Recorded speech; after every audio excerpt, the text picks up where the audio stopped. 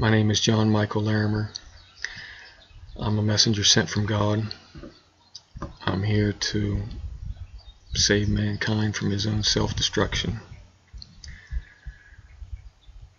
I've been working with the government for a few years of this country and the leadership of many other countries, preparing to bring the changes that are necessary to provide a future for mankind, a future that will last for thousands of years if we do it right.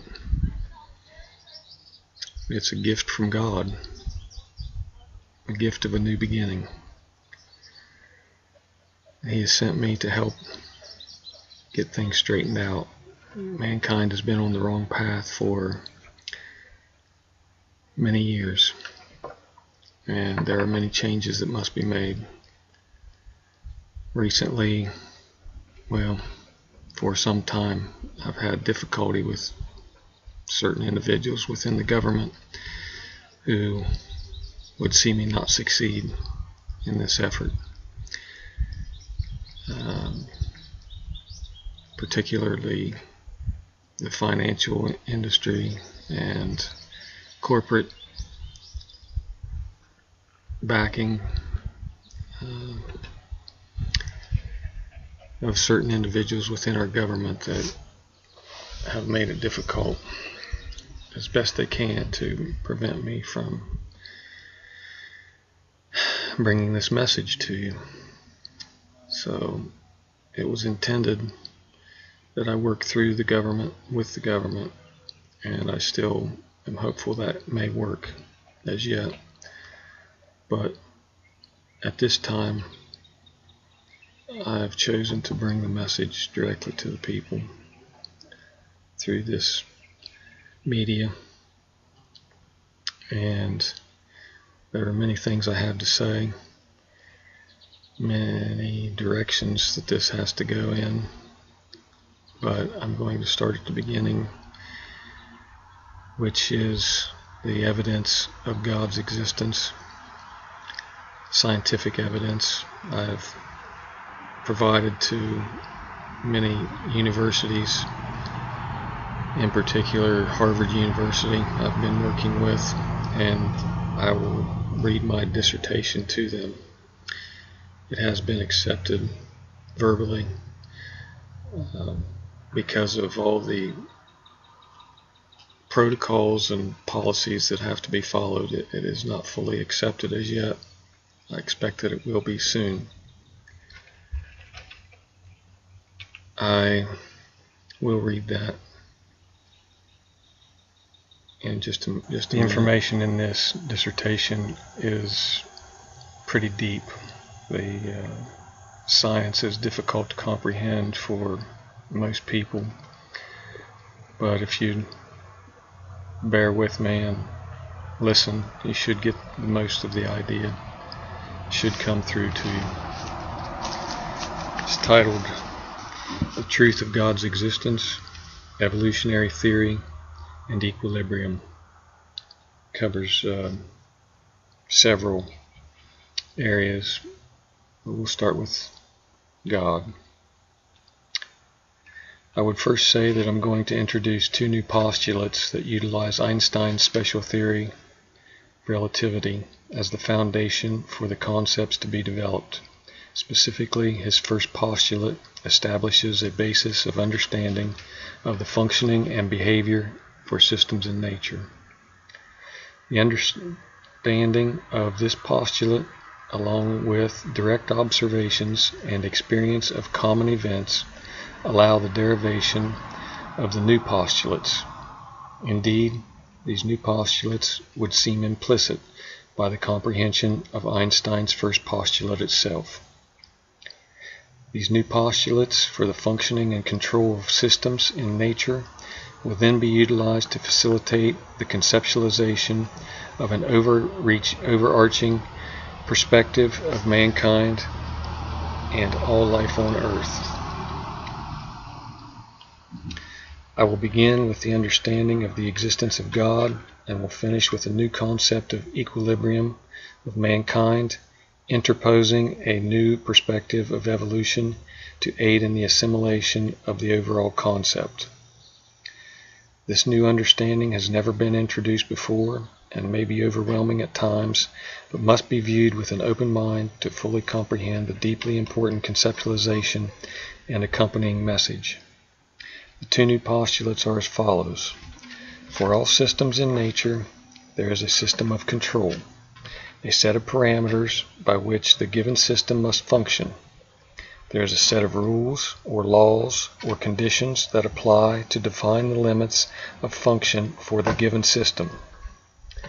And the second one, for all systems in nature, there is a tendency towards equilibrium. They must seek balance. These postulates will again be mentioned in the development of the greater theories herein presented. I begin with a statement Aldo Leopold once made when asked about the existence of God. Leopold said, "One of our fundamental laws of physics is that energy is neither created nor destroyed. Knowing this, then, it is hard to imagine that the energy of life that is within us does not continue on in some other form after the passing of the body." Leopold has thereby given us the crucial understanding of God and that of life itself. We must first understand that energy is neither created nor destroyed, that it merely changes form, and that the energy that is with us now has always been here and always will be. First law of thermodynamics. Further, understanding that the energy of life Leopold describes is the essence of being, or our soul. Knowing this, then, allows us the comprehension of the eternal life for our soul. We may then proceed to Einstein's first postulate, which states, all physical laws are the same in all inertial reference frames. This postulate establishes the basis for understanding the concept of God. Einstein therefore stipulates that in all cases and in all places, the rules remain unchanged. The rules are the rules are the rules. This is what we would expect, and it makes good sense. Knowing this, then, we may infer that there is a system of control that dictates the functioning for all systems in nature. Specific examples of some of these system controls would be Newton's laws, mass energy conservation, and the rules of chemical bonding. These examples are the rules or constitute at least one parameter for the functioning of a given system that represents our interpretation of the system of control for a particular system. By derivation, then, it is evident that the following postulate applies to all systems in nature.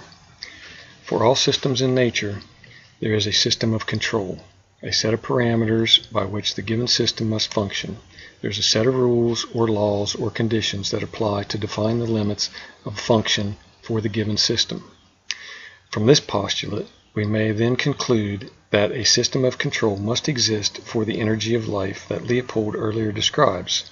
This system of control, or entity of control, is what then we term God, having control over the functioning of the energy of life, or our souls. The first law of thermodynamics provides the understanding that our soul has eternal life, and God then makes the determination of the ultimate disposition for our soul at what we term judgment. This judgment being based upon the behaviors of the individual in this life, and further that good individuals have a good outcome, heaven, and bad individuals have a bad outcome, hell. These concepts are all drastically oversimplified to convey the overall understanding of God in scientific terms. The energy of life and God are tremendously more complicated than just the flow of electrical energy or other basic systems of general understanding. They are alive, intelligent, and have a complex of subordinate interactive systems all functioning simultaneously. This explanation of God's existence in scientific terms thus answers man's greatest question of all time. But it is only the beginning of a new perspective that requires much greater inquiry. The energy of life, as yet, has not been accurately described, measured, or even detected. We just know it's there. Some things we are supposed to accept or believe in without direct hard evidence. This is to the purpose of God's judgment. The Bible is a good place to start looking for answers. To further build upon this concept of God, we should examine the biological perspective, which is that Darwin's theory is invalid. God is the origin of species, not evolution. Darwin's observation that there is genetic change toward better adapted individuals relative to a specific environment is true. This is evolution. But the overreaching premise that man evolved from lower life forms is incorrect. We can easily point out many examples of variation within a species where a particular variant is favored in a specific environmental condition. An African bushman and an Arctic Eskimo are each adapted to their specific environment and would not be as successful in the other's niche, but remain the same species. Antibiotic-resistant bacteria provide an example of genetic change in response to environmental conditions, but still remain the original species. Darwin's observations gave us a new discipline, understanding, and scientific approach, but the conclusion that evolution provided all present species does not fit the evidence. If evolution is the great driving force that Darwin would have us believe, why then do we not have even one example of a new species arising to fill unexploited niches left open by extinctions and extirpations of long standing? Why then has the raccoon or fox not grown larger and more aggressive to fill the niche left open by the absence of large predators in the eastern United States? There is not a single example we can say demonstrates evolution is the origin of species, because God is the origin of species and all life on this earth. Further, if life arose as a random occurrence from primordial soup, why then can man not reproduce this random occurrence by experimentation? If life is only the presence of an electrical charge within the body, why then can you not take a person who has just bled to death but otherwise healthy, patch the hole, fill them up with blood, run an electrical charge through them, and restart life? The answer is because it is the energy of life that has left them, and it will not return unless God allows it to. Life is an energy form that man as yet has not accurately described, understood, measured, or even detected with any certainty. We have only vague reports from people who have died, had afterlife experiences, and returned to life to proclaim such events. These reports are quickly discounted by most as trauma or drug reactions.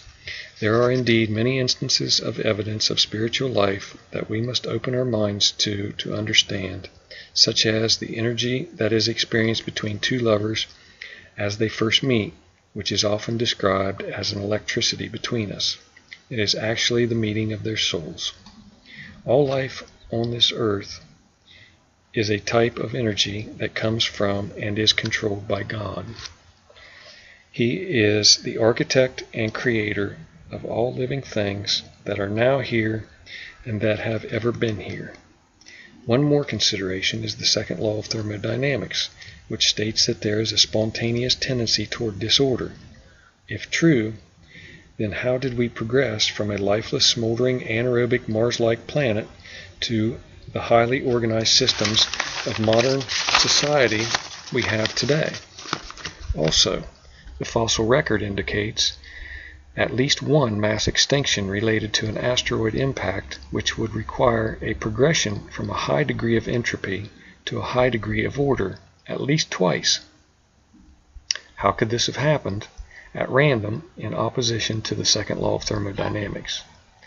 The answer is that God applied His energy to the creation of all living things on earth. There is a correction that should be made here. to clarify that the second law of thermodynamics is actually an oscillating system and not unidirectional. This then brings us to the second postulate regarding equilibrium, which states, for all systems in nature, there is a tendency toward equilibrium. They must seek balance. The second postulate is derived from observations of numerous systems in nature, some of those being magnetism, chemical bonding, positive and negative charges in all systems where they are found, and a plethora of animal systems including populations, reproduction, and many others. It was mainly developed in answer to questions related to human endeavors of global concern. The system dynamics of human overpopulation and the interaction between the spiritual and physical worlds as related to possible future outcomes is the focus for the application of this postulate. Human overpopulation is the single greatest threat to humanity at this time and can be linked to nearly every problem of global concern and thus is given first consideration here. Human population dynamics and that of the societies therein are a vastly complex subject with multiple underlying factors such as political, economic, technological, industrial, and other concerns that make a clear overview difficult at best. The focus herein, then, will be a purely scientific approach utilizing the postulate provided along with ecological and physics-related concepts. To begin, we consider entropy, the physical law of increasing disorder within a system that tends to spontaneously occur. The second law of thermodynamics, as earlier stated, is actually an oscillating system that obeys the second postulate just given. However, the definition of spontaneously increasing disorder is applicable to the present consideration. The next item is magnetism. If you place similar poles of two small magnets within sufficiently close proximity, they will spin and realign themselves to create order. How then do magnets accomplish this reordering in opposition to the powerful law of entropy? The application of external force or an energy input is the key here, and it is the key to the understanding of the concept to be developed. We now come to the ecological concept of carrying capacity as related to human population, which is largely overlooked in this regard. Carrying capacity is the maximum number of individuals within a population that can be sustained in a particular environment. Throughout history, man's population remained relatively constant until the last 150 years, when improved sanitation and nutrition, along with the advent of antibiotics and improved medical technology, changed birth and death rates. Carrying capacity is the equilibrium state between the given population and its environment. Normally, a population fluctuates in a sinusoidal curve above and below the carrying capacity, depending on a number of limiting factors such as food availability, warmth, shelter, water, and others. I have a couple of graphs here. One shows the population on the y-axis and over time on the x-axis, and it just is a up and down fluctuation sinusoidally about the carrying capacity. The second graph is again population over time, and it is man's population, which flows at a fairly level rate till about 1850, and then it shoots right up in an exponential curve. And I will bring the understanding of that in the text.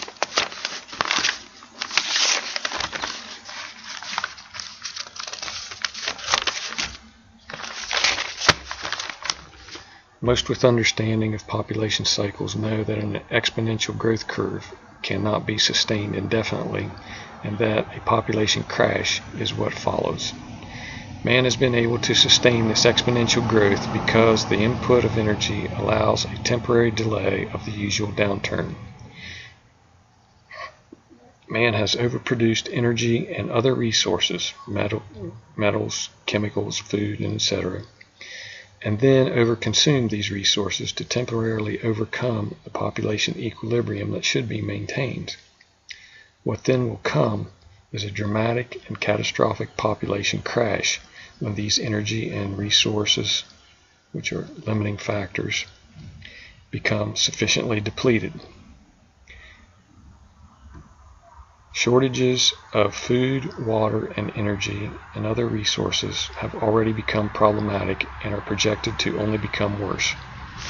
Man must therefore begin to voluntarily and systematically reduce the population to more sustainable levels to avoid what will be a horrendously catastrophic population crash that the entirety of mankind may not survive.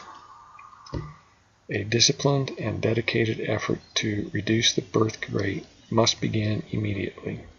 All safe birth control technologies except abortion, which would be the pill, condom, sterilization, abstinence, and others, must be made available to all reproductive age individuals throughout the world.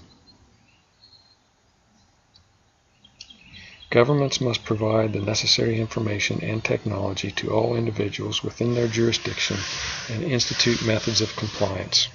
Religious leaders must also be given this knowledge and then counsel their followers to achieve full compliance. Birth control is acceptable to God, especially in an effort to save all mankind.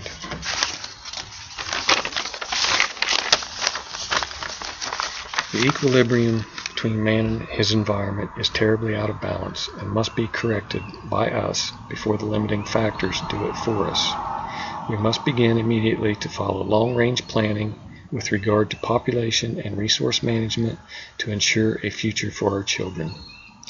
There are some people that already know this population crash will come and errantly believe that they can prepare for it by gathering large quantities of food, water, guns, money, and support personnel as part of a lifeboat theory. This lifeboat theory strategy will not work. The breakdown of infrastructure, government, and society as a whole will be overwhelming and ubiquitous.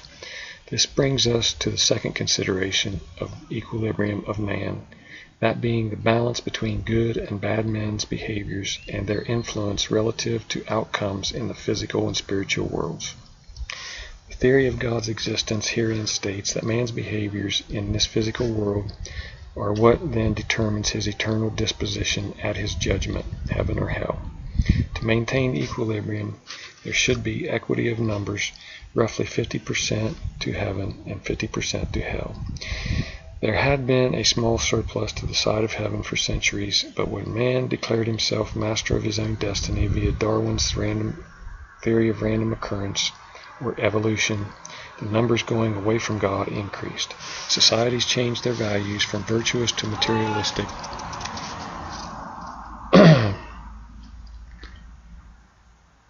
from wisdom to greed, and so on. These changes have gradually increased over time to what we now have today, where corruption is nearly ubiquitous, with bad men having control of most wealth and power.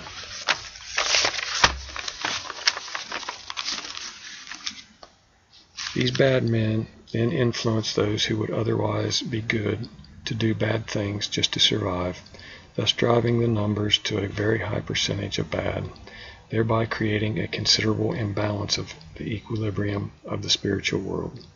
This equilibrium of the spiritual world must be reestablished and maintained just as importantly as the reestablishment of population equilibrium in the physical world. I do not know the specifics of the effects this spiritual world imbalance has upon the physical world, only that if left uncorrected, God will wipe the slate clean, which is extinction for Homo sapiens. So, there are two problems of man's equilibrium that must be resolved. Each will require specific actions to be taken, and some generalized solutions are as follows. Providing the understanding of God's existence to all is an important first step, that only God is our master, and that we answer to Him for what we have done in this life, and that His promise of eternal life for a mortal soul is true, that all men should return to this understanding, and the teachings of Jesus, the commandments, and other lessons found in the Bible should be our guide. This will make a good new beginning for man and help to resolve some of the old problems. Further, the men controlling the wealth and power must allow others to succeed at their good pursuits in many fields and disciplines.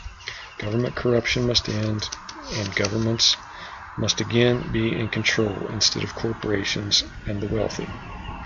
The laws must be enforced with equity for all, justice and free choice for every person. Accountability for all and freedom for every person on the planet must be the new mindset. Acceptance, tolerance, and compassion for every person is what God would have us understand. Society has been on the wrong path for a long time, and it will take a long time for us to correct. These changes will occur by the dissemination of knowledge to those without understanding, and will be a long process to achieve the full effect, but it is imperative that we begin immediately. God will help us, but we must first demonstrate our faith and willingness to make the effort. Peace be with all the world.